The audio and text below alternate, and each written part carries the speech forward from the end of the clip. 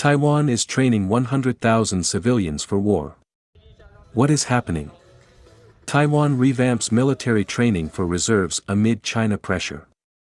Taiwan is facing questions about whether its military reserves are capable of actual fighting in the event of a Chinese invasion. In a recently released white paper, Taiwan's Ministry of National Defense said the PLA had developed the ability to blockade Taiwan's major airports and harbors, while the Pentagon said they would have the capacity to compel Taiwan's leadership to the negotiation table as early as 2027. As Taiwan's horizon darkens, it needs to reckon with another big question of whether the general public will be ready. Most male citizens are required to complete national service, which should, in theory, prepare them to supplement the professional military, now capped at about 188,000, according to budget data, and rising to 215,000 if civilian contractors and trainees are factored into the equation. Limits have been placed on the military for budgetary reasons and political ones. Most democracies do not maintain large standing armies, and so the reserves would play a vital support role, repositioning bombed runways, repairing vehicles, and simply digging ditches. In the event of an attack, about 1 million or so of these reservists, those who have completed their national service in the past 8 years, could be called up in the first round of mobilization. Civilian defense. For now, small workshops have been organized by groups outside the government, by groups like the Taiwan Military and Police Tactics Research and Development Association, TTRDA, which trains civilians in skills like tactical shooting practice, to Forward Alliance, which teaches skills like first aid for major disasters. We believe that a resilient society and a prepared society would play a big factor in whether the Beijing Authority ultimately decides to use force. That means behind that 180,000 to 200,000 strong military, we have a system of reserves and civilians who are trained and equipped to mobilize in case of emergencies. Ready for war. Taiwanese minister warns his country will defend itself from China. Taiwan's foreign minister warns his nation is preparing for war with China and urges Australia to increase intelligence sharing and security cooperation as Beijing intensifies a campaign of military intimidation. Dozens of aircraft from the People's Liberation Army, PLA, have flown sorties into Taiwan's Air Defense Identification Zone, ADIZ, prompting the self-ruled island to scramble its own military jets. Speaking to the ABC's China Tonight program, Taiwan's Foreign Minister Joseph Wu declared that if the PLA were to launch an actual strike, his democratic state would be ready to repel it. The defense of Taiwan is in our own hands, and we are absolutely committed to that, Mr. Wu has told the ABC's Stan Grant in an interview to be broadcast on Monday evening. If China is going to launch a war against Taiwan, we will fight to the end, and that is our commitment. I'm sure that if China is going to launch an attack against Taiwan, I think they are going to suffer tremendously as well. The minister from Taiwan's ruling Democratic Progressive Party believes other like-minded countries such as Australia should now come to the aid of his besieged nation by developing closer ties. We would like to engage in security or intelligence exchanges with other like-minded partners, Australia included, so Taiwan is better prepared to deal with the war situation.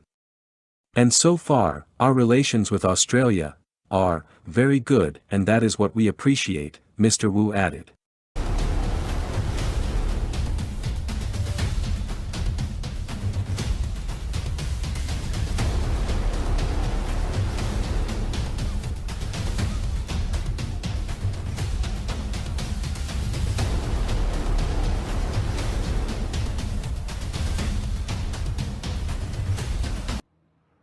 China responds to Taiwan's F-16 Viper deployment, INDUCTS, most advanced, J-10 fighters with powerful BVR missiles.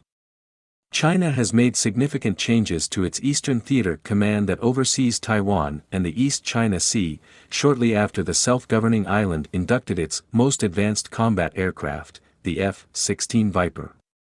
The Chinese J-70 fighter jets were recently replaced by its modern J-10C, as reported by the Global Times. The aim behind the decommissioning of J-7ES and induction of the J-10C has been described as better safeguarding aerial and maritime security as well as national unity. 9 J-70 fighter jets recently left an airbase in the east of South China's Guangdong province, as they have been retired from active combat service and are being replaced by domestically developed J-10C fighter jets, China Central Television, CCTV, reported on November 21. The induction of these modern multi-role aircraft at its Eastern Command comes simultaneously with the Taiwan accusation that about 9 Chinese aircraft including 4 J-10 fighters, 2 H-6 bombers, 2 J-16 fighter aircraft and a KJ-500 air warning and control aircraft entered its airspace. This has been reported as the 20th PLAAF intrusion into Taiwan's Air Defense Identification Zone, ADIZ, this month, according to Taiwan News.